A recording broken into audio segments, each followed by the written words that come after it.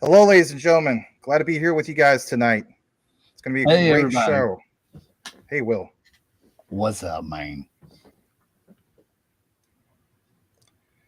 Well, we're going to start off by welcoming some of you guys, just like the title you see tonight. Not a lot to cover as far as like multiple projects, but I know it sounds really crazy, but it's just like how it sounds. Ripple and Jasmy, nobody's talking about this, and it's just about XRP, Jasmy, Ripple, Jasmy, where you want to call it. We have a solid outline for you guys. Me and Will have been working on this probably longer than any other thing that we've done in a while. I mean, I've done some research before, but not to the point of how much we put in today in regards to this. So we want to make it solid for you guys. At the end of the day, after it's all presented, you know, it's just information that's presented. Not trying to hype anything. You know, draw your own conclusion, right, Will? That's right. All right.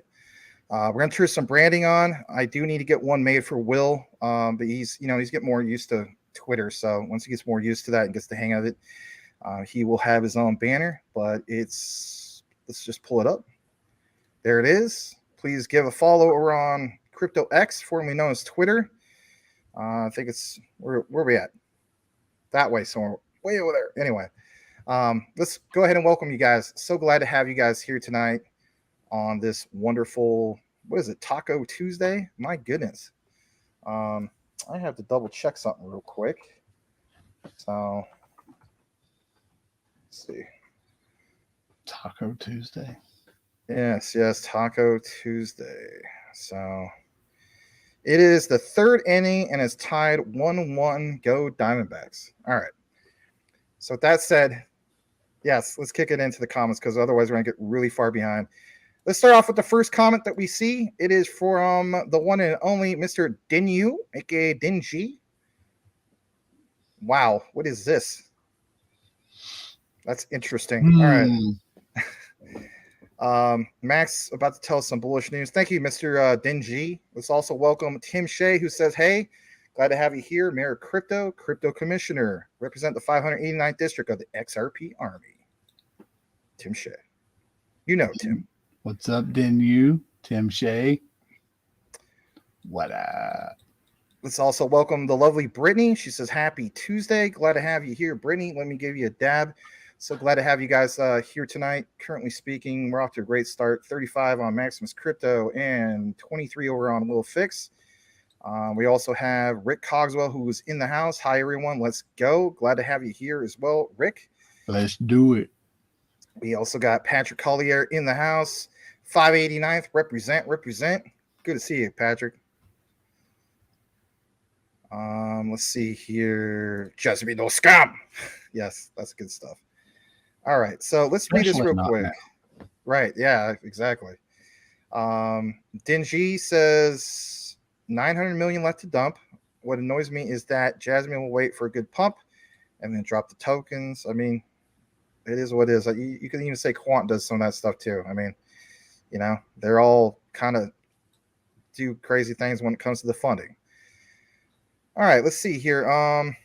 Going to go further down. We're going to welcome KK. Relax. It's in the bag. And we also got the one and only Mr. Boomer F. Sooner. Good to see you, Boomer. Let's also welcome Gerald. Welcome. He looks remarkably like a monkey. Right. And then from your side of things, let's welcome some of your guys. Let's start off with JR Alcorta. He says, hello from Texas over on your channel, Will. Say hello to What's JR. up, JR? Thanks for showing up. And we also got, we also got another guy from Texas. Don't mess with Texas.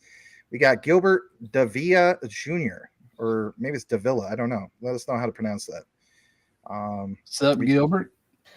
We got Seashell from Will Fix's channel. Welcome. What's up, Seashell? Dano, welcome. Also from Texas. Bob O from Hammond, Indiana. Welcome, Bob. And Just Forfeit.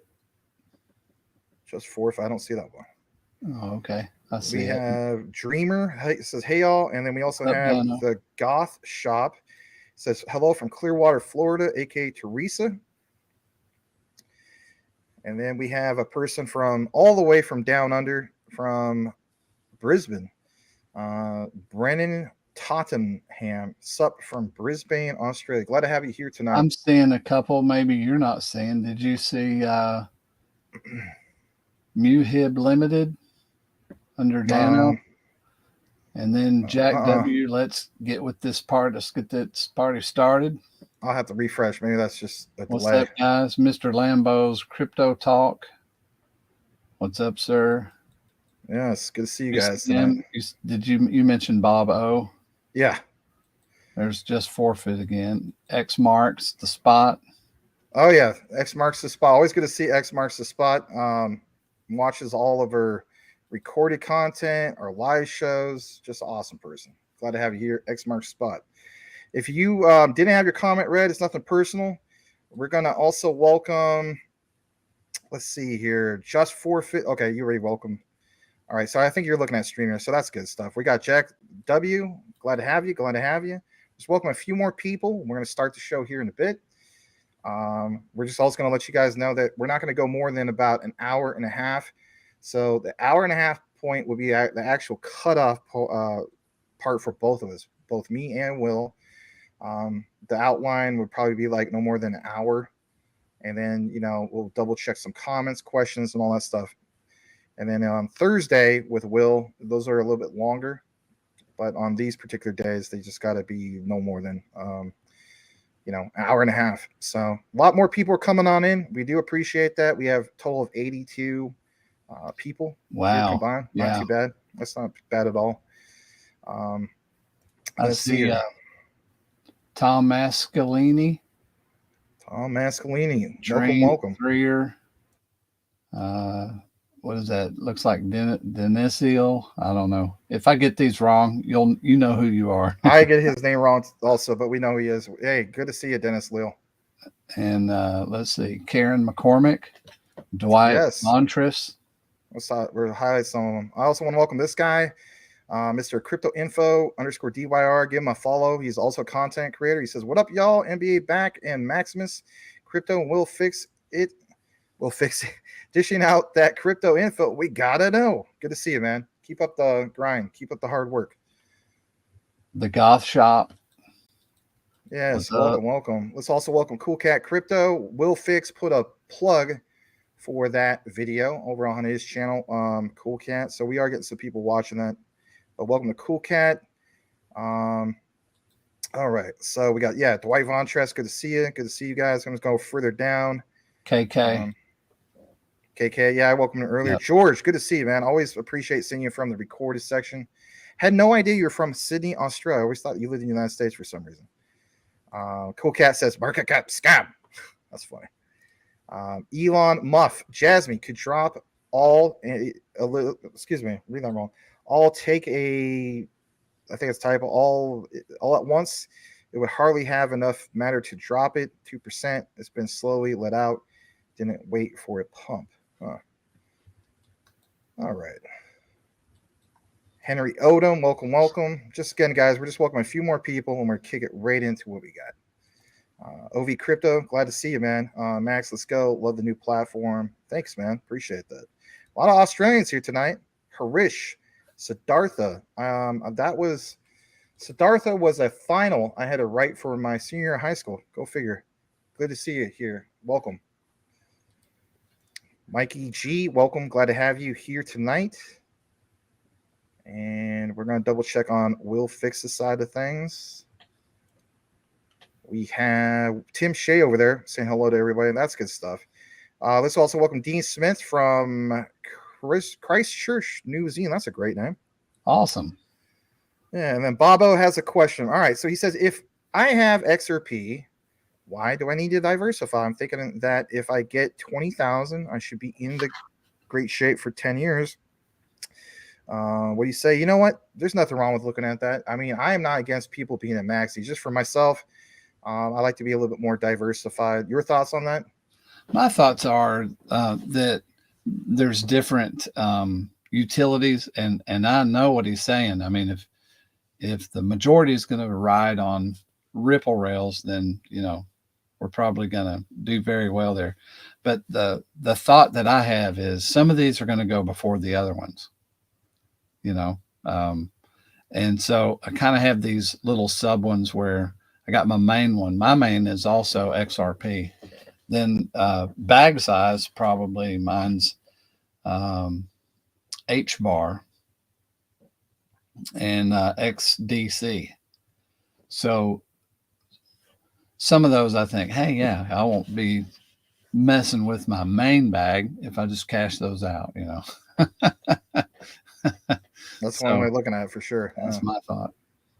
Yeah, can't blame you on that. I stacked silver too, waiting for it to hit.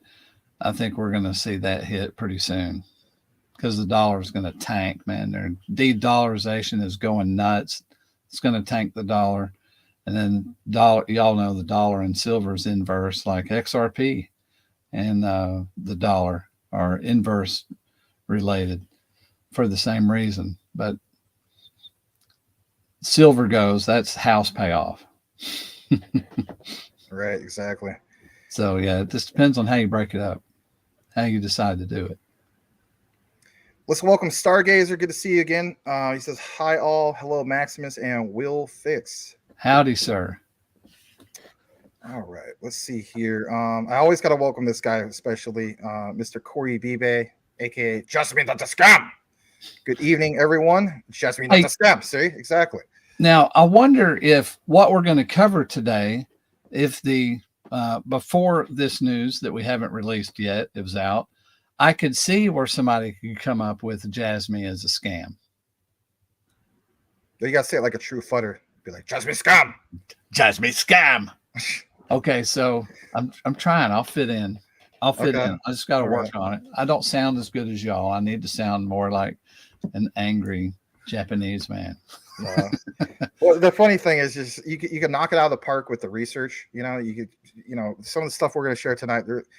I could have it out on crypto Twitter, and it would be like the typical guy with the, you know, was it a meme token or a puppy dog, and he'd be like, you just dismiss it. He won't watch the material. Just a scam. Anyway, that's where it comes from. Let's just welcome a couple more people. I feel like no, it's funny. I'm in a little club of little secret statements. So on this question, we're going to talk a little bit about that. The focus will not be on that because we don't necessarily have anything like specific dates, but we have some things that are going to make sense on the outline. So with that said, let's just welcome a couple more people, and we'll get right into it right now. Let's read this from D. Smith. Will, what wallet do you use for XDC? I have my XDC. I think is still in Uphold. It's on an exchange. I was trying to get it on my Nano Ledger where you have to create a file. And what it looked like, basically all I was doing was putting it on the XDC in an XDC wallet with access through the ledger. So I got where I was like, nah, but I think that's, yeah, my XDC is just sitting in Uphold, which is terrible, isn't it? But that's where mine's at. Well, it's just because of the inconvenience. I mean, I get it. XDC is a pain with Ledger, but you got, you know, there's tutorials on how to make a custom folder. Will, are you ready to get into it? Man, I'm ready. Let's dive in.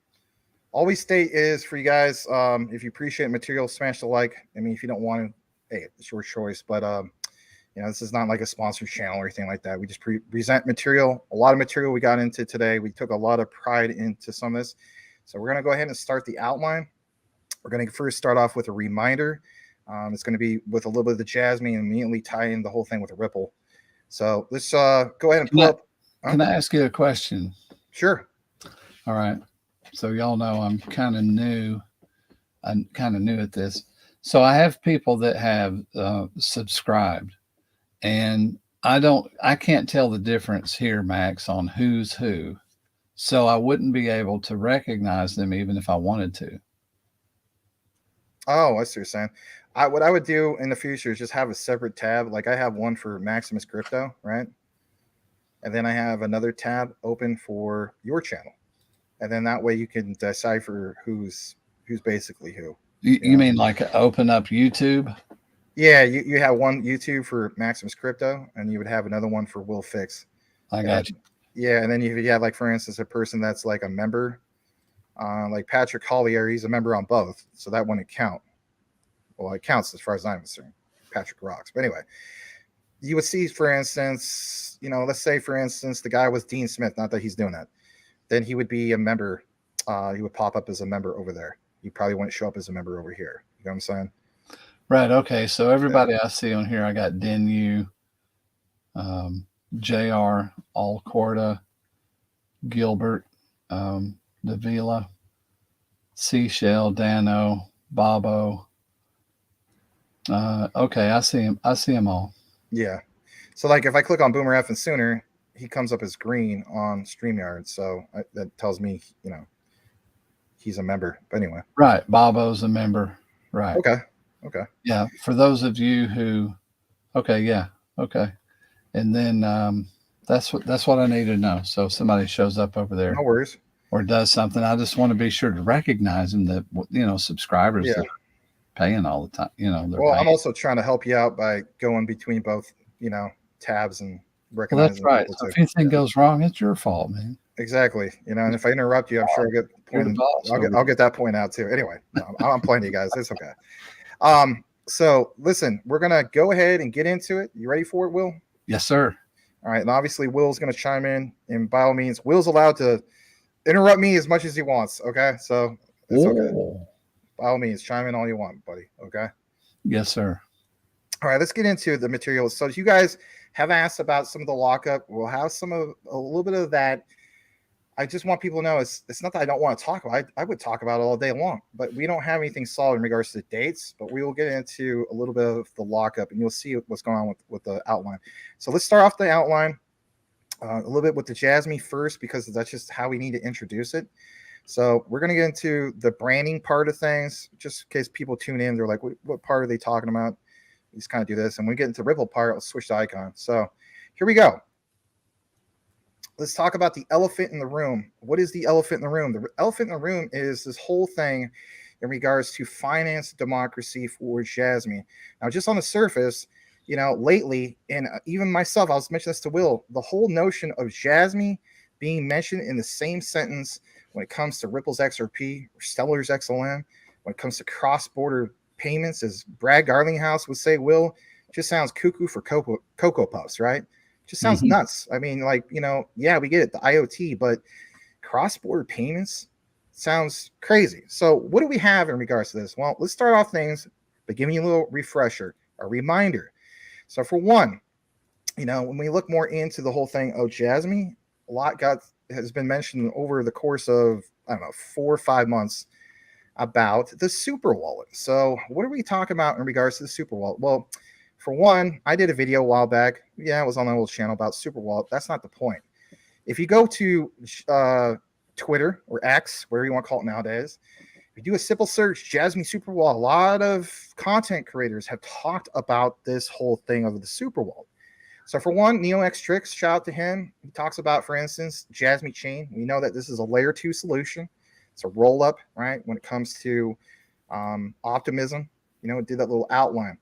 Talk about, for instance, even on the Web3 solution for cloud storage. We understand that, Jasmy even has scalability when it comes to, Polkadot, for instance, right? So I want your key takeaway to be the enablers, all right? So NeoXTrix talks about the meaning of the super wallet and how we have this ability to have participate, because you guys are asking about it, the token unlocking, right? So remember these key things for you guys: the lockups, the enablers, super wallet, all this stuff. Getting more into it, even from the Jasmy Labs site, there was talk about Jasmy Pro. Jasmy Pro promotes just that development of the Jasmy super wallet. And the key thing is this: remember back a while, for some of you guys who've been really into Jasmy, Hara consistently mentioned, we will eventually get to the point where, in a nice way, to hell with Binance, we won't be so dependent on it. How is that? Not being dependent on a centralized exchange through what? Something like the super wallet. So, like it says here, Jasmy Super Wallet, mix of C, DeFi, as in centralized finance, decentralized finance, so you can access Binance without, for instance, the Binance app, not having that dependency on it. Look what's also mentioned here. Aussie Life, I think he might be here tonight. I don't know. But was talking about a long time ago, somebody got hacked on the Atomic Wallet. All right. Why am I referencing that? Well, we're going to get into that outline here in a bit as well. Of course, back on June 3rd, there was a hack. You felt bad for everyone who lost their hard-earned money on the Atomic Wallet. This is why we need listen to this, guys, a platform tech like Jasmy.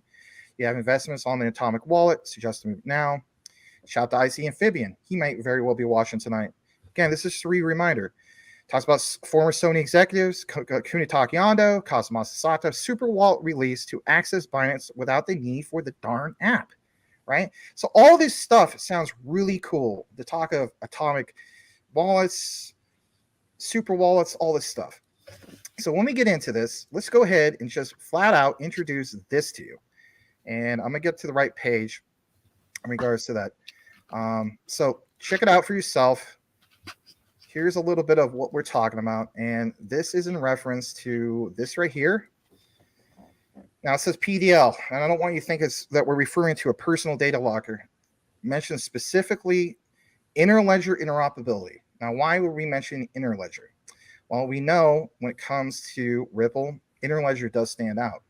Now, PDL does not stand for personal data locker in regards to Jasmy, so please don't make that connection. And another disclaimer I want to make is this is not a direct partnership of Ripple and Jasmy, but your main key takeaway for this should be, for one, when we did the whole thing in interoperability with Quant, this is going to present some big things for you guys in regards to interoperability with Jasmy and addressing the elephant in the room in regards to finance democratization, cross-border payments. How does this all get done for Jasmy? Everybody just kind of talks about the what ifs.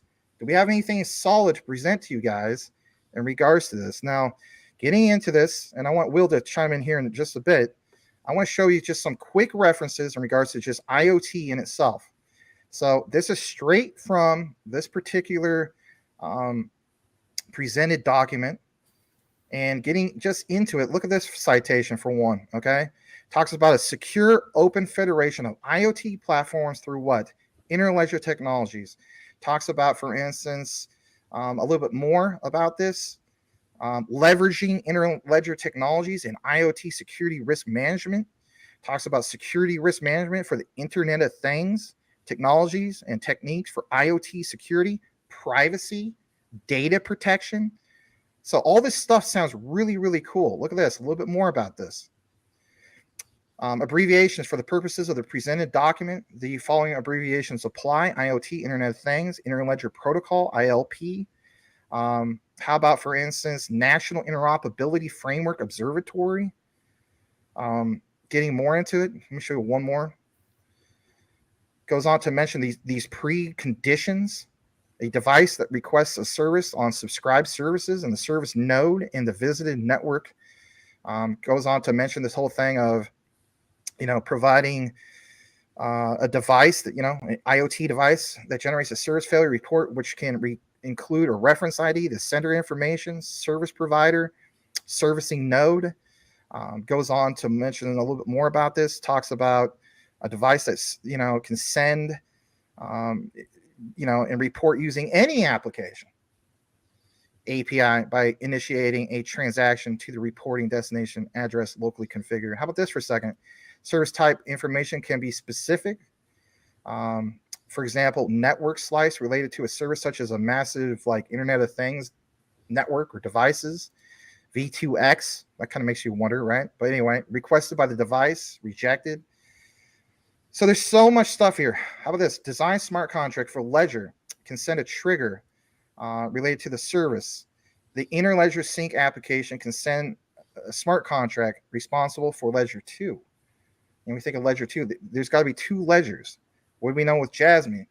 Jasmy's building their own AI blockchain solution. That's a different ledger.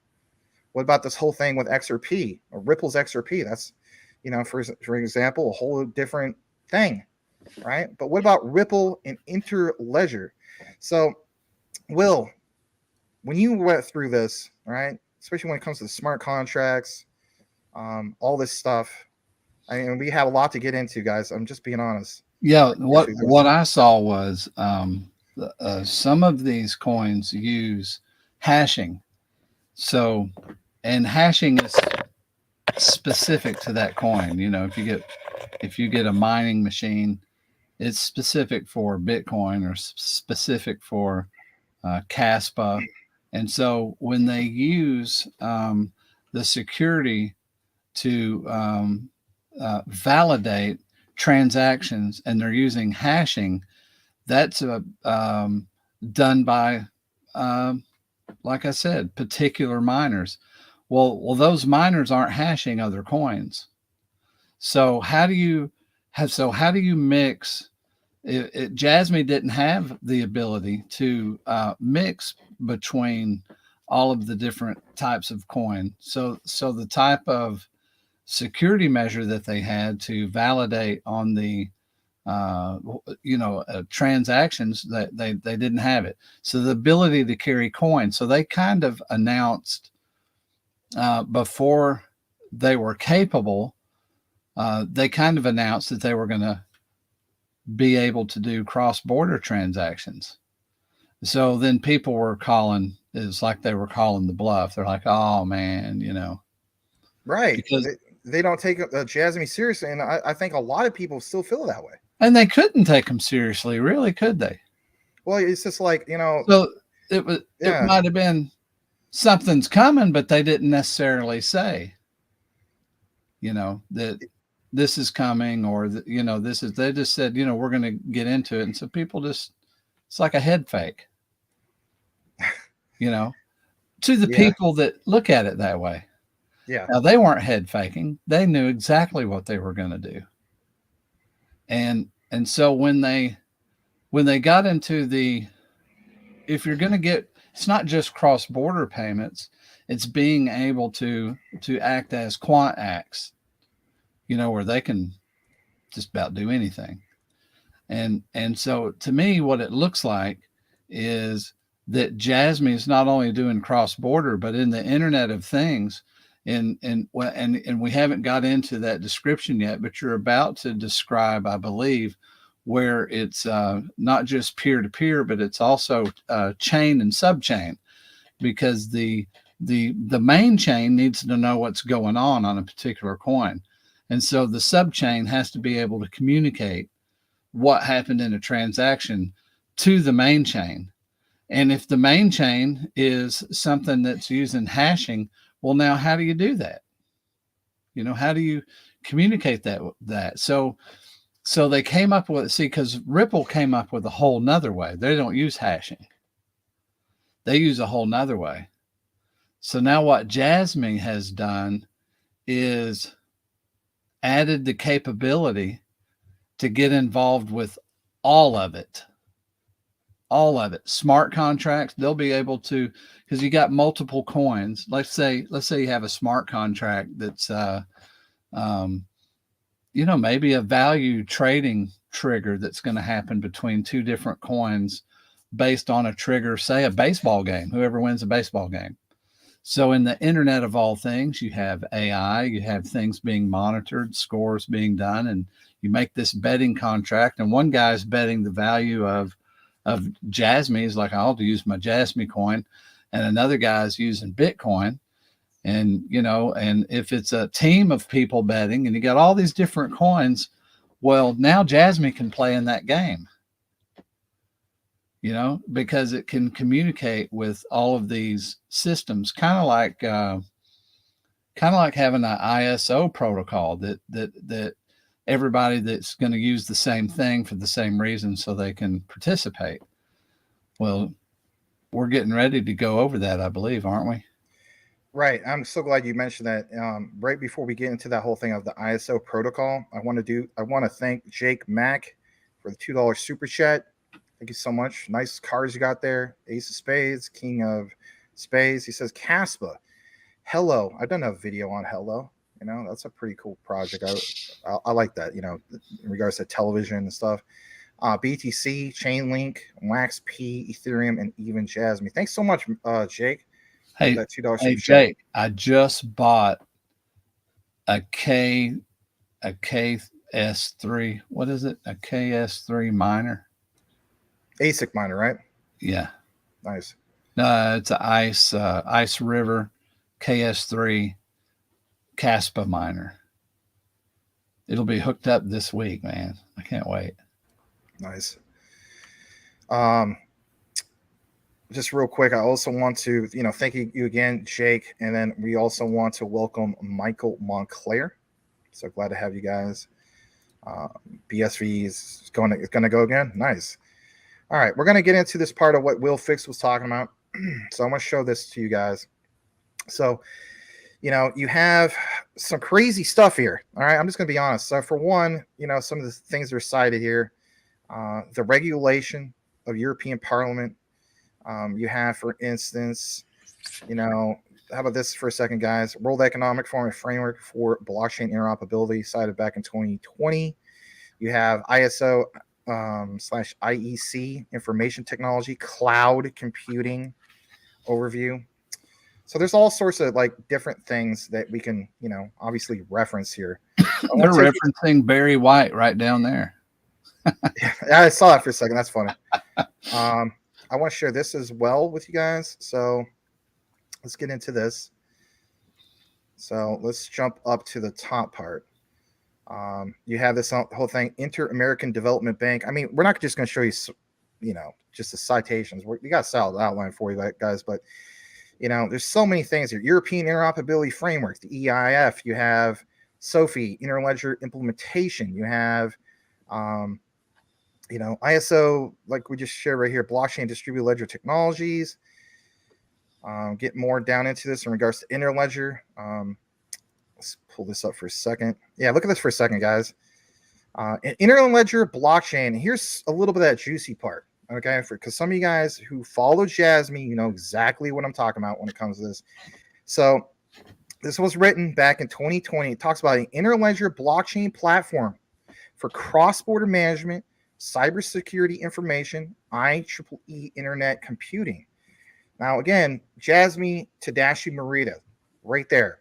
Morita even still has some pending patents. He has some completed patents. So, again, we've done probably like 4 or 5 different video deep dives in regards to Tadashi Morita and how he really stands out, especially with his contributions that are even cited from the IEEE. Getting more into this, leveraging Interledger technologies and what? IoT security risk management. Interesting. How about this, guys? Technologies and techniques for IoT security, privacy, and data protection. Yes, cited back in 2020. A little bit more about this. Interledger, I think it's highlighted. Yeah. Interledger approaches IEEE again.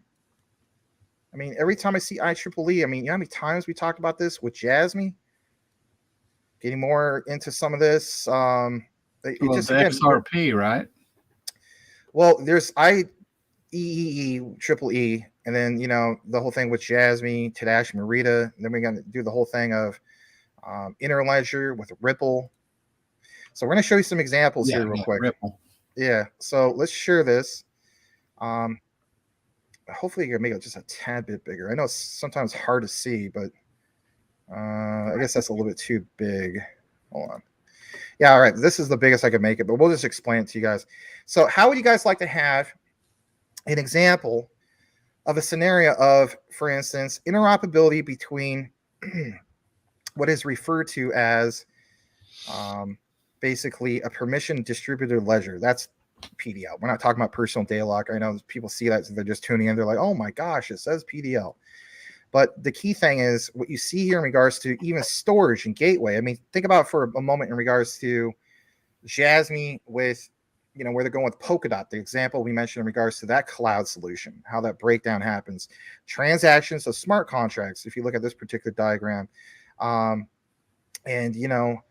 kicking it down to this example with simple scenario of interoperability between 2 of these PDLs. Again, not the example of personal data locker, but there's security consideration. It says the major security consideration here is the single point of failure for a gateway. Remember that reference we had before. This means that if a gateway is compromised, the malicious party can take over the system and issue keys to themselves or possibly to other malicious parties. There's a solution here that instead of, is used instead of saving all the information, such as a readable data fields in the gateway that actually asks for the ledger for permission, PDL1 to access PDL2. The PDL2 decides, after running consensus, and sends and accepts, rejects signal to the gateway by executing a smart contract in the gateway ledger, which subsequently issues keys to the PDL1 requesting the ledger. Now, even though it doesn't say personal data locker, you can actually apply that same principle to that in regards to the actual Jasmy personal data locker. Getting more into this, it breaks down some examples, but gives you this whole thing of secured interoperability between two PDLs, a live verification. Examples of two interledger interoperability. How about this for a second? You know how many times Gilbert Verdian mentioned the whole thing of, immutable ledger. Things have to be immutable, trustless, future-proof. So look at this for a second. Interledger, because we're talking about Ripple, interoperability can occur between two ledgers. I want everybody to understand this, two ledgers. So again, think of Ripple with Interledger, and then think of, for instance, Jasmy with this new layer 2 scaling solution that they're doing, right? It goes more into about the architectural model of this. Three common facets of the interledger interoperability, which are unidirectional in the scheme of figure 5, but we're going to jump down to this. Why basically interledger? Well, like it says, transactions record records facet. It represents the transactions in regards to a distributed ledger, whereby the replication is unstoppable between all the nodes, and the consolidation in regards to the validation and represent the source of this particular term, I know, from the Interledger, the PDL. I'm actually going to join or get to this next part real quick. I want to talk about, API gateways. We already made that connection with Quant for interoperability. I feel like, that's been there, done that. But what about this thing in regards to Ripple and Jasmy? So it talks about this other example of interoperability, and specifically we're talking about cross-border payments. Okay, I know it sounds crazy when you just connect and hear this, but it talks about interoperability for an application, API gateway, for interoperability, the tools, auxiliary mechanism described at present. But basically, I want to jump into just a couple more things, because Will Fix was talking about, from what he gathered, in regards to a request, like a bridge. We're always talking about these bridge currencies and how that's done. What did you gather from some of these examples, Will? Well, the same thing. I mean, the picture really says it all. Yeah. You can just see request bridge, accessibility, request a bridge. Yeah. This Yeah, other part. Go ahead. The big thing to me was that because doing a transaction cross border is one thing, but when you get involved with when it talks about payments and it talks about leverage, as soon as it's bringing up leverage, that to me, it opens up a couple things. It opens up smart contracts, property, the derivatives market. That's way more than just cross border. So with that ability, I mean, is it possible to see Jasmy putting smart contracts in their future, or tokenization? Yeah, and it's not just that. I mean, it opens up a whole realm of possibilities. I know for some people, maybe it seems a little bit Greek to you, but the point is pointing out some of this. It's not a case of Ripple has a partnership with Jasmy, and we're going to get into some of this stuff. But back many months ago, we talked about, for instance, Ripple's, what was it, guys? IVS Crypto 2023. All right. Diamond sponsor was Ripple over in Japan. Jasmy, along with other companies, were part of that. I'm not saying that, we're suggesting that they rubbed elbows. I mean, it's possible, right? But the key thing is, when you look more into some of this stuff, people say, how does some of this utility get utilized? It's one thing to be speculative, but do you have anything solid in regards to like interoperability? I know that gets used, it's a term that gets used a lot, but you need interoperability. What is interoperability? Like compatibility. Like, think about like If I have a Windows PC, I might have some software is not compatible, right, with my particular PC. When we talk about interoperability, it means everything has a flow to build bridges, like some of these examples that you see here. Literally talks about some of this stuff, semantic interoperability. Look at this example here. Legal interoperability, organizational interoperability, semantic interoperability, technical interoperability. I'm going to jump to this next particular one because, I feel like we just need to really, really get into the nitty gritty of this.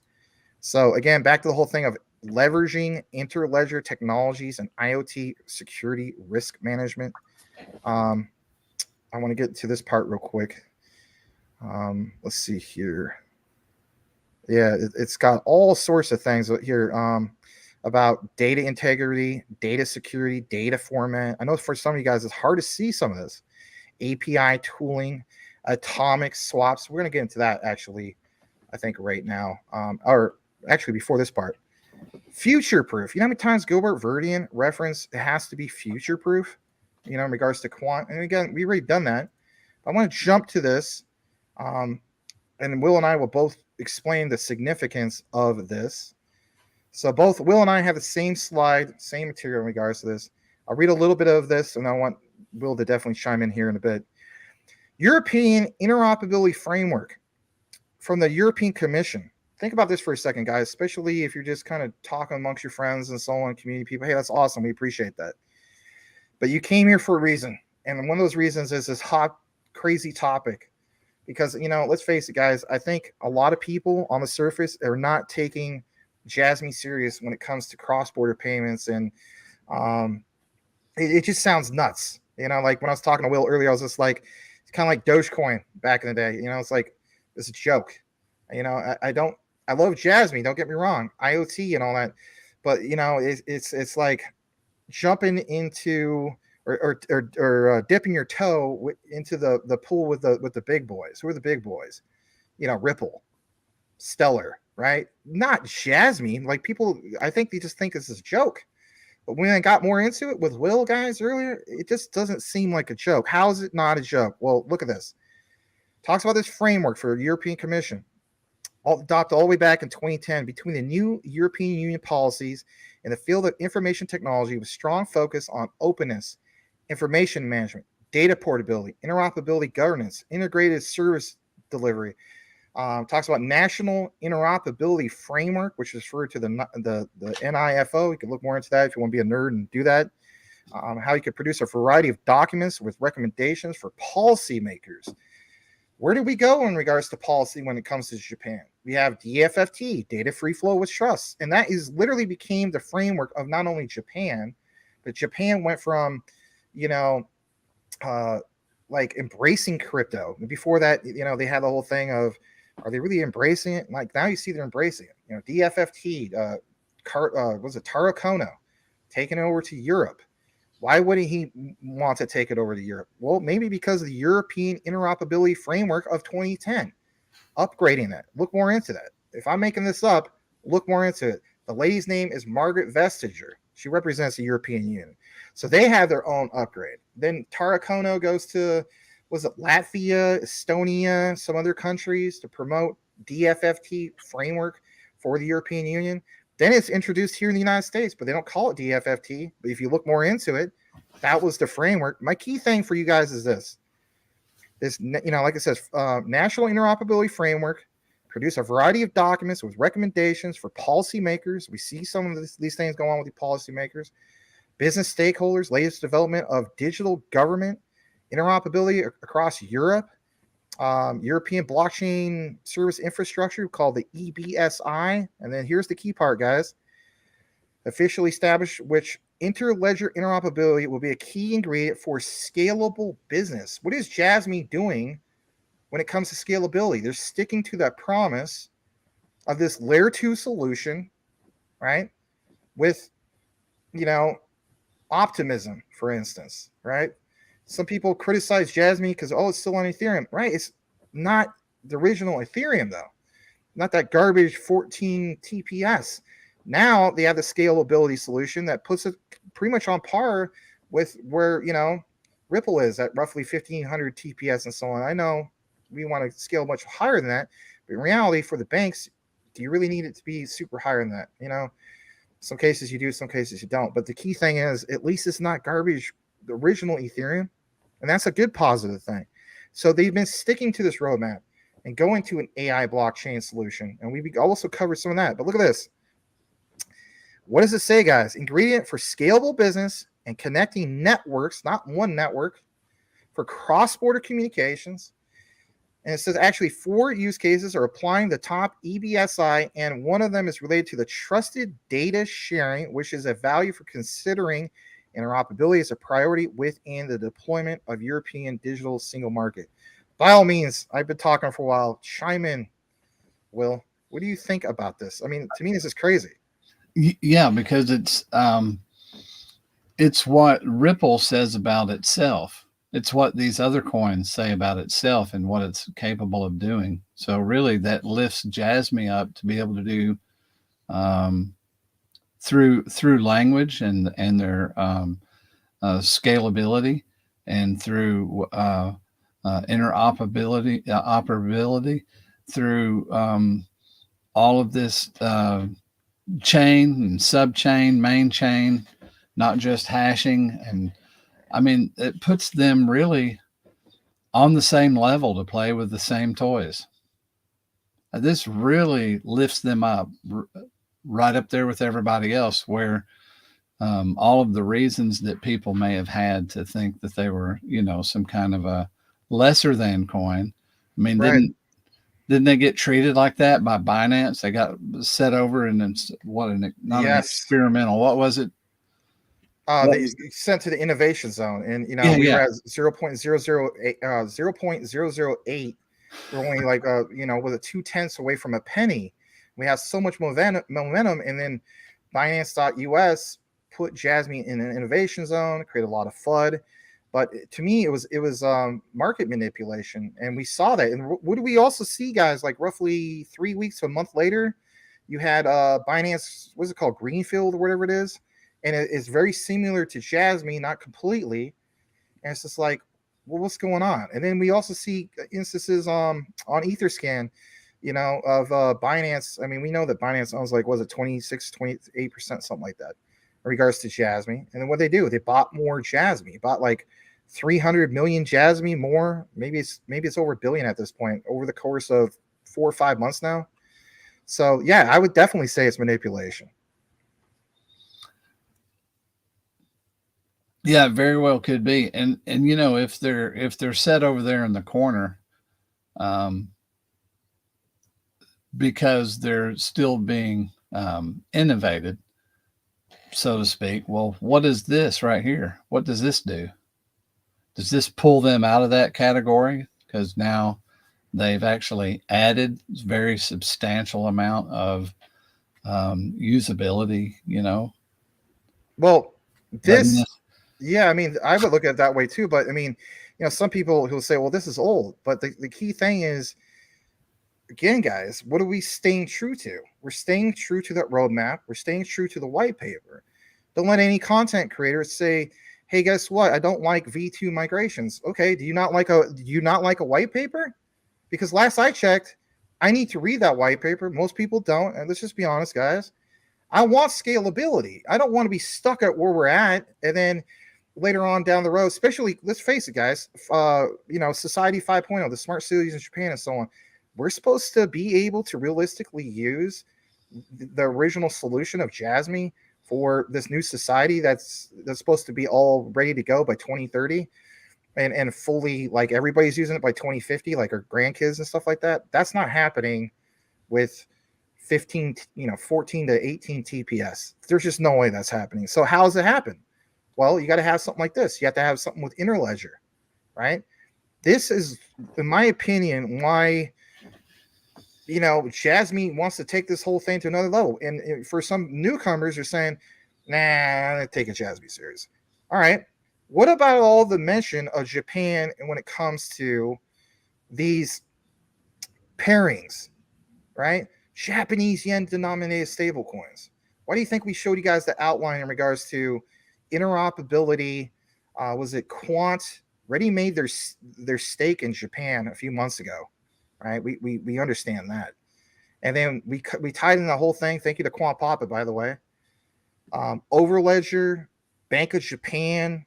How about this, guys? SBI. Well, not just SBI. Was it SoftBank? You know how well invested they are into like Bajit and Jasmy and so on, like big players. So it's the enablers, it's the pairings. As you guys know, for instance, you're gonna go buy Jasmy. Let's say you still have access to KuCoin, you live overseas. A pairing, you need those pairings. So Jasmy / Tether, Jasmy / Circle, USDC.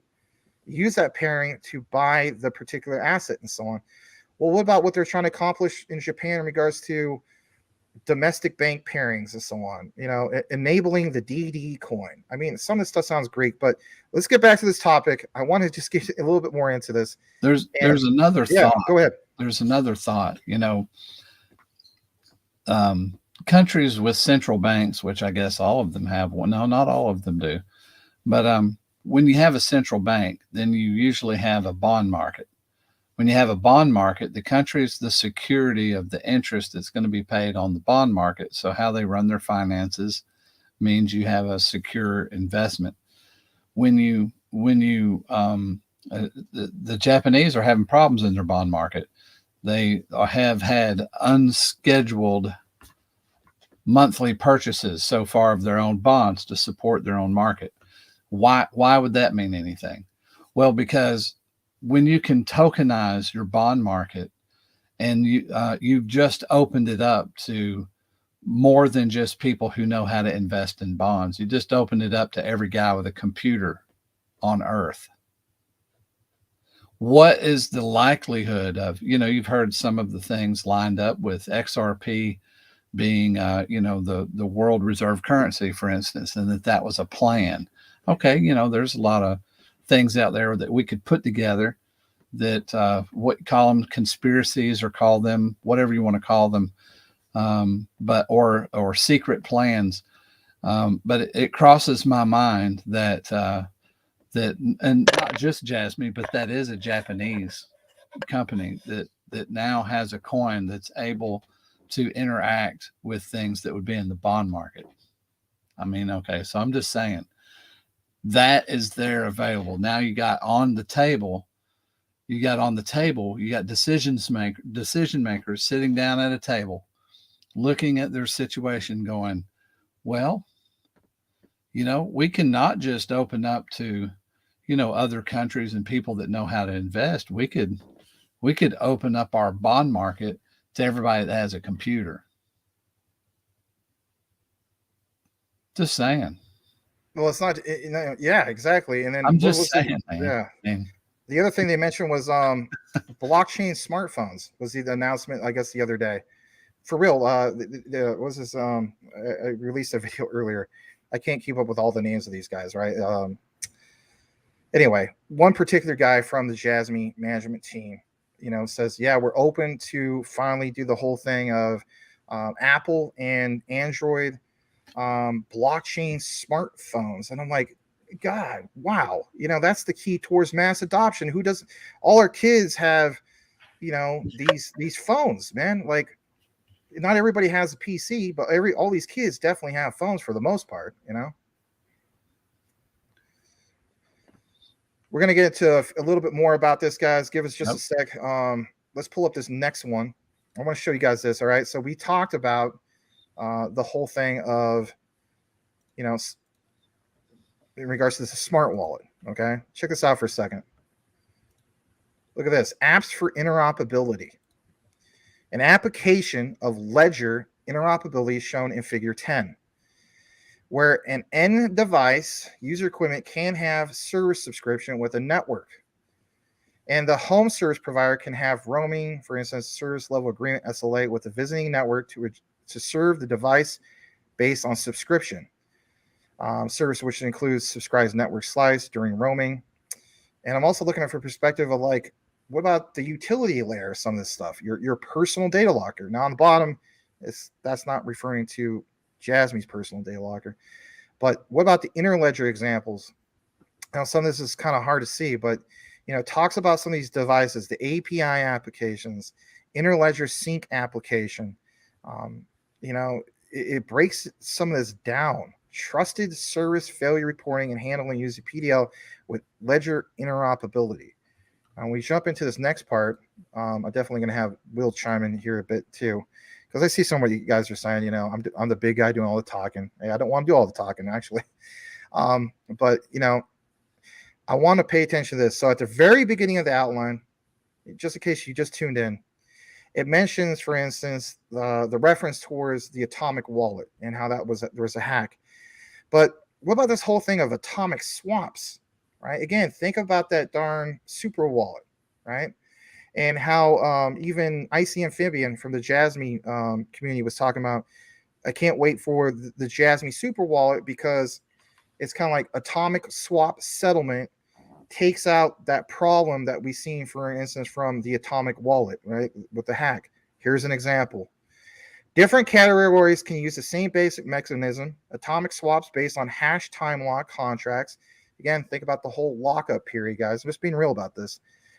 HTLCs are using atomic cross-chain transactions for direct trading between two peers.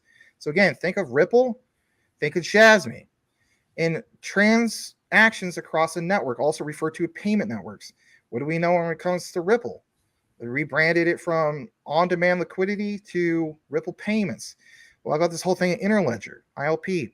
Some bridging, like Will was talking about. Hence, the difference between the categories with the respect to the underlying mechanisms is not always absolute. However, at higher level, the various categories differ in their initial application assumptions. Atomic cross-chain transactions target peer-to-peer trading between two parties. So again, think of like your personal data locker. Think about paired with the DD coin, data democratization coin. All right. What about, Max, when we get, yen denominated stable coins and paired with Jasmy? Okay, here's the example. The example would be that you would have this whole thing of atomic cross-chain transactions target peer-to-peer trading between those two parties that seek to exchange value. What kind of value? Well, let's say I board a bullet train. Let's say I board a bus. Let's say I just use whatever ties into the pairing of my personal data locker with Jasmy. And then you have this whole thing of, like, for Ripple with Interledger for, cross-border payments and so on. It sounds crazy, right, Will? Like, I mean, it's actually everything. It's it allows two parties to trade different blockchains without a intermediary. It's through smart contract. So you could literally, the first usage I think of, it's not the only usage, but what makes sense to me right away is when I use a Visa card or a MasterCard and I send $10 to somebody. Well, my MasterCard or Visa card will be using maybe one coin. It'll shoot through, maybe go to a whole nother country that's another coin and show up as the translated value. That's what this atomic swap does. It's using a smart contract to discern all of that and then to make the other end get what it was supposed to get without it pausing in the middle somewhere. So that's it's an automated thing inside the smart contract instead of using validators, which slows transactions down. So even though this might be on, Ether, using Ethereum, it's not using Ethereum's way. It's using a whole nother way. It's opened up to be able to go a whole nother way because Ethereum uses validators, right? They're kind of slow, yes. right? Yeah, real slow. And where it stops, it gets expensive. So this cuts the cost as well because it's being executed by a smart contract. So the atomic swap thing is very cool. I think it's game changer personally. It is. Yeah. And back to what Will was saying, how he mentioned, Ethereum. Well, it's like, if you look more into this, he even gives that example, what Will's talking about. Let's see about where we last leave out, because we did talk about the whole thing of, let me make sure I'm not muted. It's called a HTLC. There it is up there. What that is? Yeah, that's at the top, that's a hash time clock contract. So it's emulating hashing by a computer by pre-hashed contracts, so to speak. Right. And then, we got to this halfway part where it talked about payments are routed along the paths that are compromised of off-chain payment channels. Like, come on, guys, off-chain payment channels. Like, how many times, like, we talked about this with not just, XRP with Ripple, but even Stellar for off-chain. Off-chain, man. Remember how they always talk about, they lead the charge when it comes to on-ramps, off-ramps, right? Yeah. How about this, guys? Sidechain, because you remember how David Schwartz was always talking about EVM sidechains. I'm just being honest. Look at this. You can see it plain as day. Sidechain approaches assume the existence of a main chain and support the transfer of value between the main chain and side chains. Again, back to David Schwartz, which are regarded as subordinate to the main chain. Ledger of ledger approaches introduce a new super ledger. Oh my gosh. Just real quick, Will, you got to hear this for a second. So Hara always drops these little subliminal messages, and some people just don't like it. I'll be honest. A lot of people don't like it. Like, stop giving us subliminal messages. Super wallet, super ledger, super chain. But I mean, again, here it is. So introducing a new super ledger with the goal of having multiple sidechain-like ledgers, back to David Schwartz, which can also support the interconnection to existing ledgers. Back to what Will just mentioned. A great example, Will. I'll give you a dab. Such as Ethereum and Bitcoin. Elaborate on that. You were talking about Ethereum. If you're there. Okay, sorry. Well, just what this does is makes the negative qualities of Ethereum irrelevant. Well, we have this roll up though. Yeah. Well, here's the concern. Here's a big concern. Who has not had a concern that the Ethereum gate's going to crash Ethereum, and then all of a sudden we're going to have all these coins? I was thinking the other day, what a problem that would be.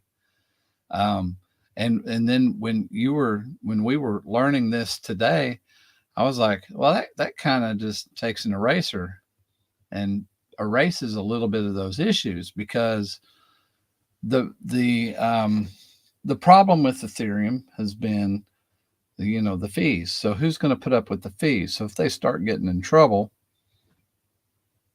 can't you see wanting to swap? Well, this right here has eliminated a lot of those worries in my mind anyway. I don't know if that does that for y'all, but do you see what I'm seeing with that? I totally see what you're saying with that. I mean, you don't need, so we're not paying hashers, right? We're not paying miners. It's not stopping off somewhere. This is being, my own term, pre-hashed through a smart contract. And then it's just going straight through, man. It's just shooting from one end to the other. Well, I think you're spot on. I think you're 100% spot on with that. Yeah. Peer-to-peer. Right. Peer-to-peer. What's the other part? You mentioned the whole thing of Ethereum. How this bottom part, Will? Various approaches differ in the reliability of performing interledger operations, specifically, and then back to the whole thing of atomic swaps. If atomic cross-chain transactions are performed by a single entity, then this entity could be a single point of failure. On the other hand, bridging even mentions that. Look at that, Will. Mm-hmm. Go ahead. Sorry. No, I'm saying right. I mean, if you go with if atomic cross-chain transactions are performed by a single entity, yeah, there can be complete failure. But what they're saying is, on the other hand, bridging approaches side chains and ledger approaches involve multiple nodes and implement the interledger operation. So the decentralized operation yields a high reliability. Well, yeah, it's going on in a more thorough, exact way, and it's recorded because the smart contracts not just in one spot. Those are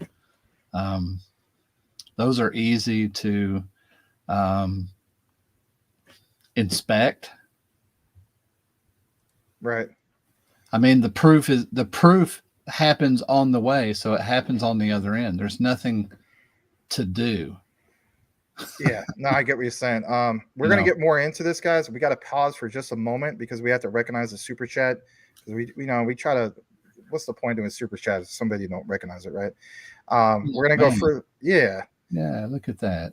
I want to also welcome. Just scrolling down before I get there, I want to welcome Nick. It says Jasmy definitely not a meme coin. Actually has potential. Thanks for pointing out, Nick. Salamander, the XDC commander is here. GS is here. Tia, good to see you. T Lens is here. Glad to see you guys tonight. All right, let's see. Let's go further down. We have let me see. We got to get down to this comment. All right, give me a second to scroll down. There's lots of great comments. We thank you guys for that. So thank you so much. I want to welcome this guy back. Lonzo Turner, man. Good to see you, man. All right. Let's see here. Let's go further down. We got Sound God. Welcome. Yeah, thank you. I agree. I am the best. Well, I guess he's doing the water boy voice. Oh, I can actually sing like the water boy. Thank you. I'm not gonna do it now though, but I can sing like him doing November Rain is what I've been told, which is weird. Anyway. All right, let's see here. Gonna go further down and try to find this darn comment. Let's just read this real quick because I mean we're almost to the comment, and I think some of you guys that drop super chats respect that. Rod says he's missed a lot already, but he sees massive leaps and bounds for Jasmy if they were to build on XRPL, and it's not like Ripple isn't encouraging people to come build. The point is, it's not that they're building on the XRPL, and I would, that sounds amazing in itself, right? The key thing is this interoperability for Ripple with Interledger to do cross-border payments, which for most of us, like, and I'm just looking from the outside view, like I was telling Will, it seemed cuckoo. It seemed nuts. Like, really? I'm supposed to take Jasmy serious and cross-border payments? I mean, even on the surface, right? Well, it just sounds like somebody's tuning in right now. They'd be like, huh, really? I don't know. Well, especially if you're not set up for it, it's like, okay, Can't say that, though, can we? Can't say that now. Right. Let's read this from Robert Brewer. $10 super chat. Thanks so much, Robert. Really appreciate you, man. Robert Brewer, you see that? Yep. All right. Let's see here. We're going to jump back into the outline. So we will pull up that previous slide. We're almost at the bottom part of that. Let's see where we're at in regards to that. So I think we talked about atomic swaps, if I'm not mistaken. Yeah, this is the part I think we're on. So yeah, let's just get a little bit more into this. So it says specifically in regards to atomic swap cross-chain transactions performed by a single entity, and then it can be a single point of failure. We talked about that. Sorry about that. Finally, the reliability approaches involving transaction across a network, W3C ILP, as in with the Interledger protocol, depends on the existence of redundant paths between the end nodes that wish to transact. Now let's jump over to this. Let's actually take you to something a little bit more solid, okay? And we're about roughly 75% through this, okay, guys? So we want to talk about this. I'll just mention this for a brief moment, and I definitely want Will to chime in. So this is originally cited back in 2017. And for some of you guys, you want everything to be like posted today. You got to keep in mind, I'm glad this is posted back in 2017. So we started originally from, I think it was 2010. Then we advanced everything to what was mentioned in regards to that framework in Europe, 2020. What about Ripple? Well, what about Ripple? Look at the reference here. Bank of England. What did we recently talk about with Quant and Jasmy? Well, we have interoperability. Bank of England shows Quant networks over Ledger. Okay, so there's that. What about Bank of International Settlements? Yeah, we reestablished that. Okay, all right, I'm with you. What about Bank of England and Ripple and all this whole thing? Let's jump into it. So there was, in fact, if you're wondering, like, I want a POC example, POC as in proof of concept. We carried out a proof of concept with Ripple to explore the synchronized movement of two different currencies across two different real-time gross settlement systems linked using Ripple Connect and the Interledger protocol. We wanted to demonstrate how this kind of secretization might lower settlement risk and improve the speed and efficiency of cross-border payments. And again, we will take you to this PDF. But when you even look more into this, Will, that on the surface, and here's the PDF for you guys. I mean, Will, look at what it says. Exploring the synchronized settlement of payments using the Interledger protocol. And then back to the whole thing of the beginning of the Jasmy outline. Talks about synchronization, talks about super wallet. You get what I'm saying? It's just... There it all is, right? It's crazy stuff, man. It's just... We're going to obviously get more into it, but... it's the same exact line. Yeah, it's like we're reading the same thing, isn't it? It tells me that we need to take, I'm at least taking it more serious. I'm not saying for all you guys, have the same point of view that we have and so on. We're not saying that this is 100% proof. I feel that was pretty solid because it finally tells me, I was wondering about it for a while. Some of you guys were wondering about it for a while, like cross-border payments, Jasmy, finance, democratization. Some people are saying, Jasmy, just stay in your own lane. IoT, that's a big industry to begin with. I would have been satisfied with just that, to be honest. But for them to get into cross-border payments, Will, come on, man. Yeah. Well, they're going to have customers too. If you think about it, I always think about, these people are salespeople. Even the CEOs, they're going around, they're meeting people, and what are they doing? They're trying to show their product.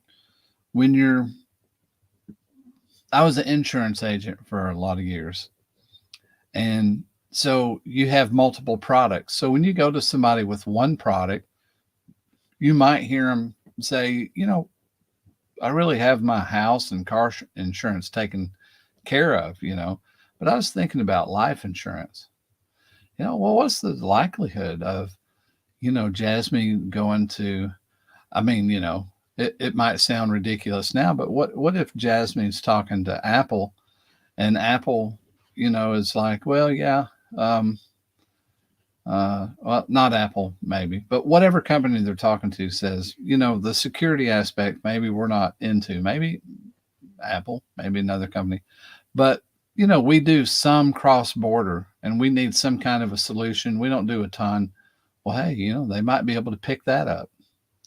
You pick up, if you're able to do a wide variety of things, sometimes they want one-stop shop solution. And that could be what the future of a lot of this is that companies have many solutions, and then it becomes service oriented, where, I don't know, extra things that they throw in there and do, or specific types of contracts, or slowly one company might become when you want to do bonds or treasuries, this is who you go to, or you want to do, okay, so all of the companies that Jasmy is going to work with are going to be merchant companies that have customer base. Well, that's going to be a lot of transactions. Once they're into this, what if they pick up a lot of merchant business and they're like, well, we handle that too. We can totally tokenize all of your transactions for you. So having the ability to do this isn't going to hurt them. It's only going to help them. I couldn't agree more. Just obviously getting to a little bit more about this, guys, in regards to Interledger, all of this stuff. I want to just share a couple things. This is not like, 21 or 23 or 100 pages. Let's talk about Bank of England real quick. So for one, it mentions that you have this fintech accelerator, and basically there's these innovative firms, new technologies. In this POC, proof of concept, they wanted to explore the concept of synchronized movement of two different currencies. I mean, again, guys, think about it for a second. We could use the example Jasmy with this layer 2, Ripple, for example, as well. Talking about simulated real-time gross settlement. You always hear that term being mentioned, real-time gross settlement, RTGS. But how about using the Interledger protocol? In a little bit, we'll give you an example, video example of Ripple and Interledger. It was from a few years back, but it's only like 5 minutes, and this guy does a really good job getting to the nitty-gritty. But we have to address, again, a little bit more of the elephant in the room, which is Jasmy, finance democratization, cross-border payments. So let's give you an example. In the middle paragraph, it says the bank has also recently started a program of work to replace the UK's real-time gross settlement service. Well, let's apply this not to necessarily the Bank of England, but like the Bank of Japan. I want you guys to think about this for a second. RTGS is where financial institutions hold their sterling bank accounts. Well, how about yen-denominated stablecoins or yen, period? Like any account holder, these institutions can store balances, reserves in these accounts and use them to make payments. Now, like it says here, Bank of England has been operating RTGS since 1996 to provide a safe and immediate way for banks to exchange payments. Now, let's fast forward that to Jasmy. 2024, we should start seeing Japanese yen-denominated stablecoins. Well, what about the pairings? Exactly. The pairings will be with Jasmy. Oh, that's bull. Is it though? What do we know from Jasmy? Jasmy was the first to become regulatory compliant in a country that's more strict than the United States when it comes to regulatory compliance. The FSA, JVCEA. Now, if you're not caught up on with this, I'll just give you a quick little reminder. And I've always said it numerous times, Genki Oda. Who's Genki Oda? Well, BitPoint. Who's BitPoint? They're roughly about 51% invested into Jasmy. Oh, I didn't know that. Okay, how about this other one? Back in 2016, 2017, roughly, Genki Oda, through BitPoint, blanketed Japan all over the place with what they refer to as BitPoint BTC ATMs, Bitcoin ATMs, all over the place. What about when we get the whole thing of personal data lockers blanketed all over Japan, right? You get where I'm coming from? How about this for size? Genki Oda is part of SBI Japan. A few months ago, what did we confirm? SBI Japan, you had XDC, Zenfin, went over to SBI Japan, right? Making big plans for what? Digital trade. What about Quant? That happened literally the same time as XDC a few months back. So you already have that. And we already cover this in the other deep dive videos, like 3 or 4 of them at this point. But what about Ripple? Yes. Boom, because of Interledger. Now, we're going to give you some more examples about this. But like it says, talks about that since 2006, you have this way for banks can have a safe and immediate way to exchange payments.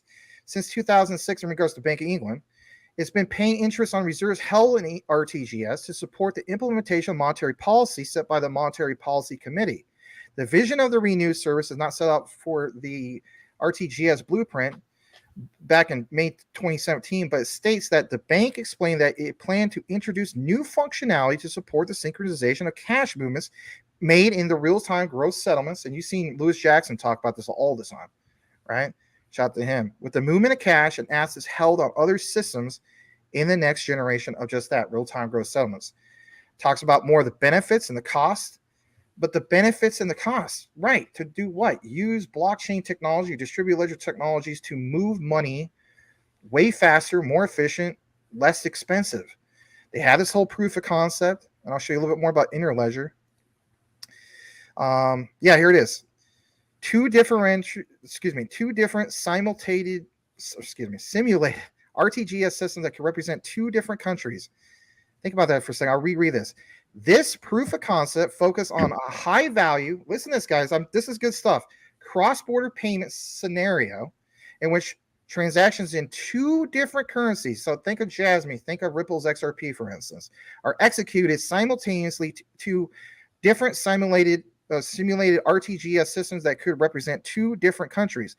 Even if you didn't, use the example of Ripple, we can still say, okay, the pairing of Jasmy with yen-denominated stablecoins, interoperability through Interledger to make it all happen.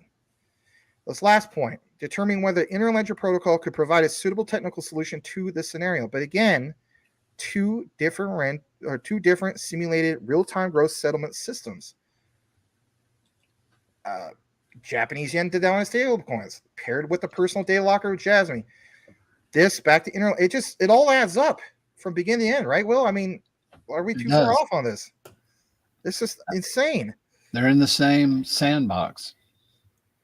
They're going to probably end up playing together. I like that statement. That's a good analogy. That's easy to understand. All right, this last part, guys, I want to just show you this. Look at this. Back then, we successfully integrated the Ripple solution, because some people were like, well, where does it mention Ripple? With 2 simulated RTGS systems, remember this, hosted in the cloud. I see where Max is going with that. Yeah, what about the whole thing of our cloud solution? Hence why we went with Polkadot. And demonstrated that we can process a successful cross-border payment across 2 RTGS systems simultaneously. We demonstrated an attempted cross-border payment that failed validation on the receiving side would not be honored, but we understood on the other example that Will mentioned doesn't even really matter. This last part. What about these things in regards to the synchronization of banks? Because that's going to be a problem that needs to be solved with, what is it? The Bank of Japan, all this stuff for, interoperability, all that stuff. So look, Interledger protocol was able to support synchronization of payments between these simulated ledgers, or these 2 ones that we're focused on. So boom, check mark, done. The ILP, as an Interledger protocol, validator created a single source of truth between the 2 ledgers, eliminating the need for separate processes, such as mutual reconciliation between separate ledgers. Cross-border payments, when applied to wholesale markets, present different challenges than when compared with retail. Right, who referenced that? Brad Garlinghouse. He even said how many times? Their focus is not on retail. All right, back to this. Ripple product is designed to handle all this, both on retail and corporate. Okay. The availability of liquidity is one such challenge, and the proof of concept allowed the bank and Ripple to begin exploring these questions. The bank is considering further proof of concepts to extend its understanding of the dimensions of the synchronization concept. Oh, that concept where? Maybe in Japan. And think about what they've been doing in Japan. Think of IVS Crypto 2023 in Japan. And who was Ripple? They were the diamond sponsor. I mean, come on, guys. Right, Will? I mean, this is crazy. Yeah. It's unbelievable. Yeah, they're standing there scratching each other's back. Oh, they're doing more than that, man. Well, we don't want to go into that. Yeah. All right. Will, you said that you want to put emphasis on this part. So for some of you guys, this is just Greek. You're like, I don't get it. We try to find something to put in layman's terms. This is Interledger protocol, what it means, how it works. But yeah, go for it, Will. I'll leave it right up there for you. Yeah, Interledger protocol. Sometimes you guys ever hear all these terminologies and your eyes start rolling back in your head? I was telling Max, I said mine does, because there's always a new one. When I was in the military, I made up this extremely long, well, it was a couple paragraphs using all the acronyms, and what was funny is I did it as a joke, but I would say it, so I had this whole little thing and I would say it and people wouldn't even recognize that's what I was doing because it was so part of the language, everything had an acronym. And I was talking to my wife about it. She worked for the state of Georgia for a while and just acronyms all over the place. So it can get wearisome,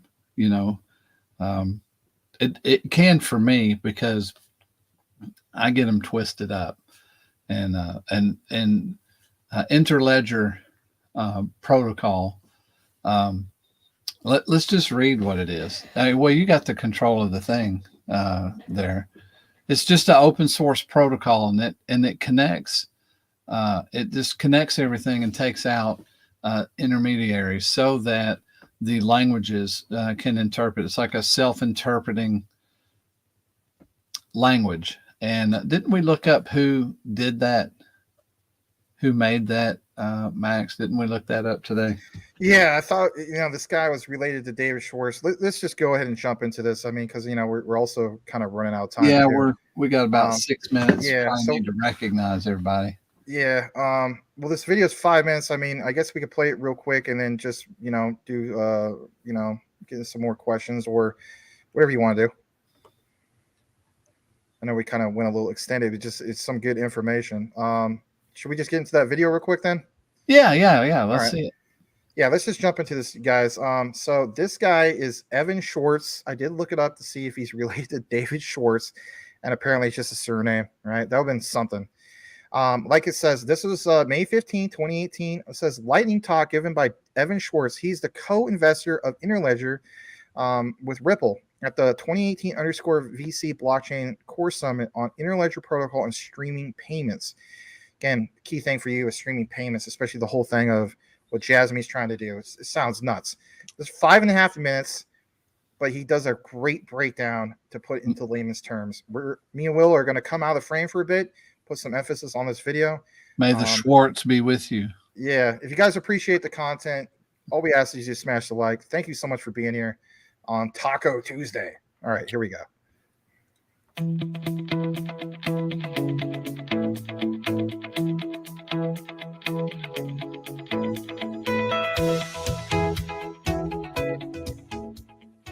Hello, my name is Evan. I work at Ripple on the Interledger protocol. I'm going to go through. Today I'm going to be talking very quickly about Interledger and streaming payments. So I'm the co-inventor of Interledger. I've been working on it full-time for the past 3 years. So the problem that we want to solve is today, if you tried to go and actually use cryptocurrency for anything, you would have a situation like this.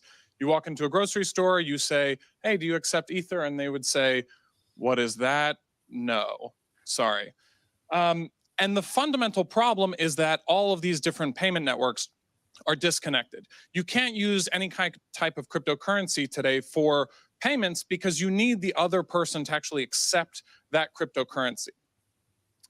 Blockchains don't solve the interoperability problem by themselves. Blockchains are individual networks that have the same problems as traditional ones where they're all disconnected. What we need is a system for internetworking payment networks. And so this term internetworking comes from the internet. That's what it's named after. And at its core, the internet is all about routing little packets of data across independent networks. So what we need is a system for routing packets of money across independent payment networks. So what that would enable is me to pay you, even if I have some kind of super obscure cryptocurrency and you just want dollars or whatever you want. So what Interledger does is it routes packets of money very similarly to how the internet routes packets of data.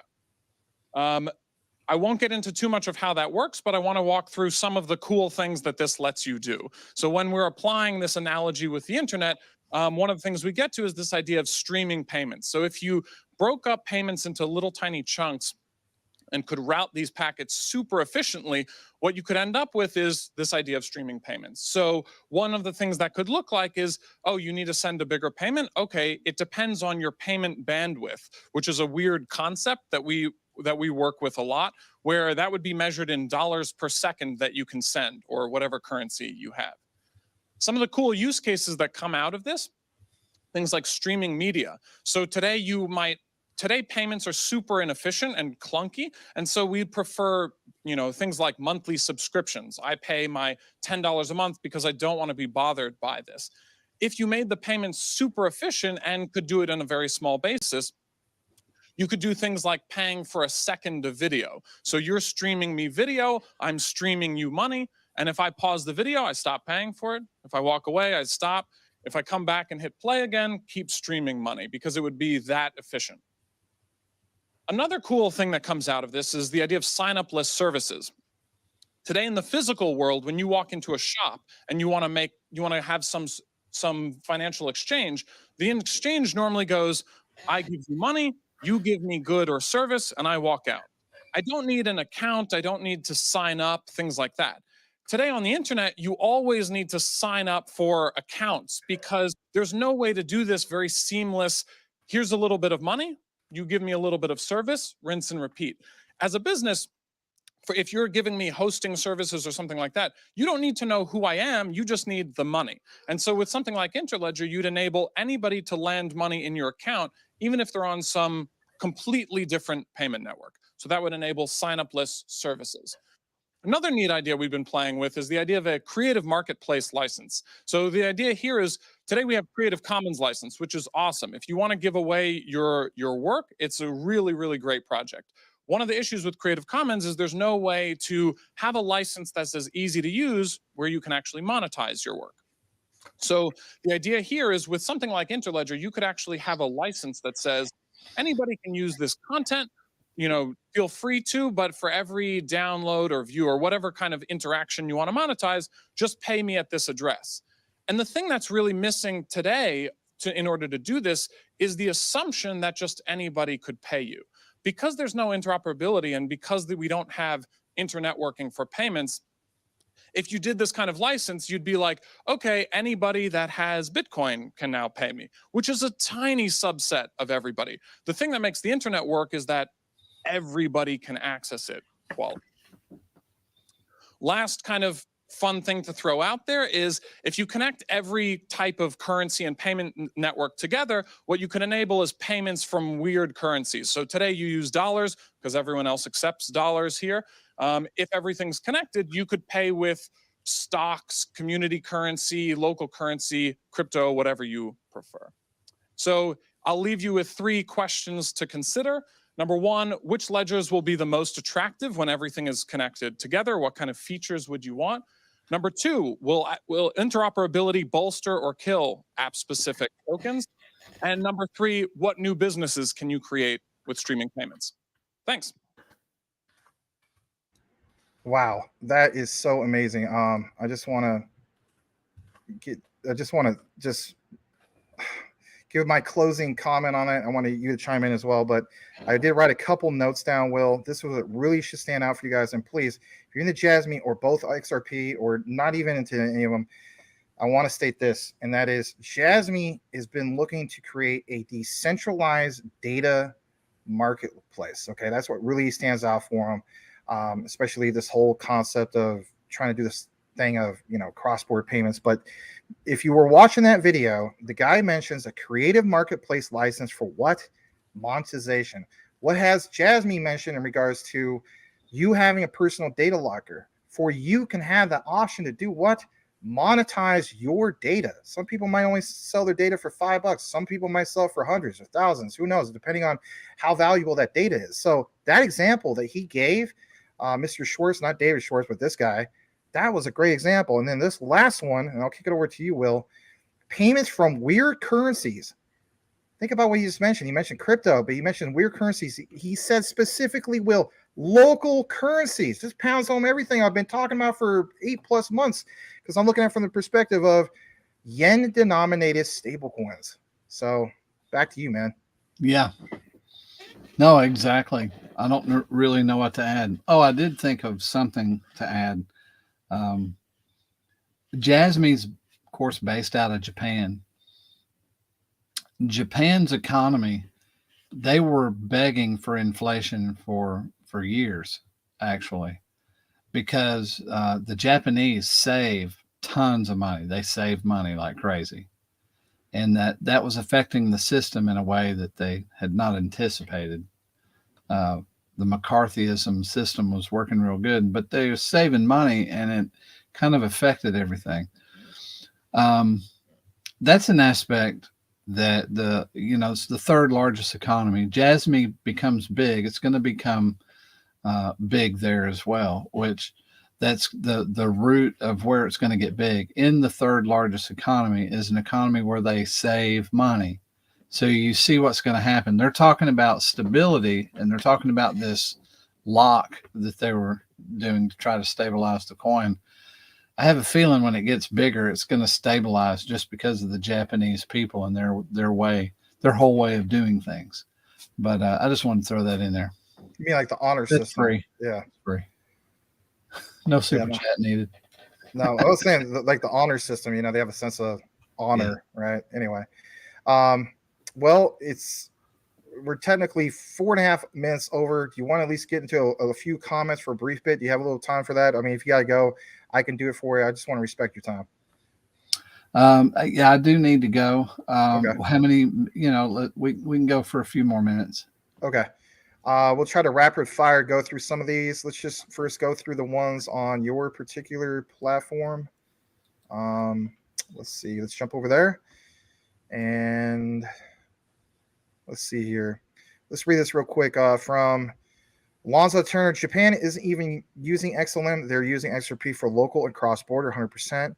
Let's see here. Sound God, what's going on here? Will Fix is the best. Okay, awesome. Thank you, sir. Sound God, thanks you two guys for helping us in this market. Yeah, you're welcome. Thank you so much. Yeah, we're having a good time, and thanks for y'all showing up, man. It makes it so much fun. Rod, I've missed a lot already, but I see massive leaps and bounds for Jasmy. Oh, I read that one earlier, but still, that's cool. Rod says if Elon bakes XRP or any other crypto into payments via Starlink, that would be massive. Yeah, I totally agree, guys. I agree with you, Rod. Yvonne Medeiros, she says that she loves us. Thank you so much. Thank you. And then let's see here. The Mariah Carey coin. I don't know. Is that the music coin? Is that the tune or whatever that is? CHOON or I don't know, but there's audio, and that's a good one to look into. Let's read this from Flipper. He says, I never thought about Jasmy as a serious investment. This is a great statement, guys. After this discussion, you have me thinking. If we just provide the information, it's not financial advice, but thank you for that. All right, let's jump back. Go ahead. It's one of the only sub penny coins that has utility, that is innovative utility, right? Yeah, I mean, there's multiple layers of utility. I mean, and then this whole thing of them going from IoT, it still has the whole IoT thing. It's just, I think, honestly, it might be very well the most underrated, undervalued crypto asset. I mean, other than XRP, and then we just mentioned XRP. So we're talking about XRP, talking about Ripple. It's really undervalued. Then you had Jasmy, and then people wonder why so many people who are Ripple holders or XRP holders also hold Jasmy. I mean, okay, yeah, it's because they like that, possible return on investment. Sounds really cool. Let's read this from Life in China with Patrick. Been here 5 years, never regretted the decision. Thank you for being here. All right, let's see here. We're going to rapid fire go through a few more of these, and then we're going to close things out here in a bit. I'm going to respect Will's time. Of course, Will will be back here on Thursday, though. That's right. Mr. Sinister, honestly, it's mind-blowing with all this new information. Can Jasmy actually hit 100 per coin at this rate? Man, I don't know about that, but, they have mentioned for 2026 the Jasmy management team have a KPI target of $17. And in reality, everybody's pointing out, hey, man, if it could get to $1, like, we're more than good. And so just have a plan, not financial advice, but me and Will, we just provide information and you guys take it as you will. Right, Will? That's right. All right, let's see here. Just a few more comments, like maybe about 5, and then we're going to wrap it up. Let's see here. John Francis, welcome, man. Dude, if Jasmy went to $1, I'll buy everyone in here a box of Arby's chicken sandwiches. Okay.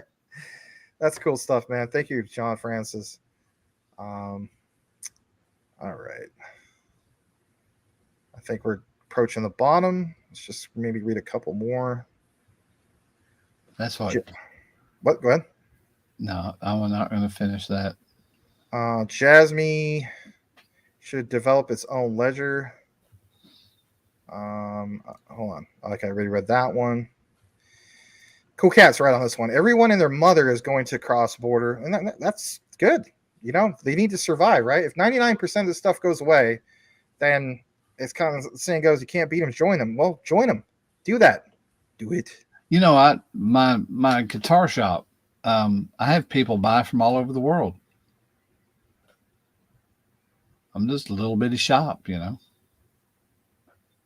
So I can see where people would want it instead of having to use PayPal and pay 3.5%. Right. Anyway, it's food for thought, isn't it? Yeah, it is. There'll be small store solutions that will be big outfits handling a lot of business. Yeah. Chainlink is pumping. Yeah, it has been. Let's just get to a few more. Blackwood, I didn't see any questions or comments from earlier, but I want to welcome you, man. Good to see you, Blackwood. What's up, sir? And, will ETH require hefty gas fees when Jasmy value increases? I don't think so. Yeah, I think they're more than good now with some of those examples that we shared. Yeah, it looks like they've just solved that problem through peer-to-peer. Yeah. All right, let's see here. We're almost towards the bottom. Let's Gerald, yeah, have a great night. To me, Will, everybody else. Mohib Limited, welcome back. Good to see you, man. Jasmine, King of Crypto. Ryder West Side. All right. Where it says Will rocks, he does. And then the last 3 comments, let's read them. Thank you. Thanks, guys. Enjoy the chat. Thanks, Flipper. Hope to see more of you, man. And then we got Mikey G. I'm not sure if it's late as I had to sleep away, but Jasmy, so far cross-border, is this an important part of Jasmy? And if so, what relationships we have at the time? Are they working with anyone? So before it was just, like some people were like, we don't know much about it. But at least now we can see how this can be done. And that does help myself as an investor, you guys, and so on. It was just like the big elephant. Like, what is this? There's this big giant elephant here. He says he's going to do cross-border payments, but nobody knows how that's going to be done. And we jumped into this, Will and I. We did a lot of research about this, and we're like, holy cow. So, guys, thank you so much for tuning in. I'm going to give Will the last word because he deserves it because, I do talk too much. Anyway, go ahead, Will. Hey, man, I just I bless y'all. I bless y'all that you prosper and that God Almighty show you the ways and lead you in everything that you do. And thank you so much for spending time with us. And as we see your names more and more, it's really going to get funner and funner as I see your names more and more. I'm already starting to see some, and you can see some of the character of people, and some of you are characters. Like so, Elon Musk. So it's fun. Yeah. Well, even in the names. Yeah. Even in just the names of people, it's funny. I enjoy it. So it's I got to give a special shout out to this guy, Simon Greco. Good to see you, man. He's a big supporter, big proponent of Jasmine. Good to see you, man. Simon, good to see you. Awesome. All right. Well, Will, if you don't have anything more you want to share, we're going to say, adios, arrivederci, Alvita Zane, and all right. We'll see you guys back here tomorrow. We definitely have a show tomorrow for you, and that one will be focusing on a little bit about Swift and so on. So we will now. I'm looking at you. So we'll see everybody Thursday, won't we? Same bat channel. Yes, we will. We will. Yeah, we will. All right, guys. All we can say is just smash the like on your way out if you appreciate the material. Go ahead, Will. Sorry. Yeah, I was going to say, and thank you, man. Thank you for helping me, Josie. I love you, buddy. You're such a good man. Okay, it just cut out, so I didn't get that. Oh, I said you just doxed me again, but I love you too, buddy. It's okay. All right. You guys have a great night. We'll see you on the next one. And remember to give this guy a follow too. Crypto_info_DYOR. Have a great night. Richie Rich, all you guys. All right. Peace out. Sayonara from the Rice Crop Consortium. Let's go. All right. We're going to pull this off.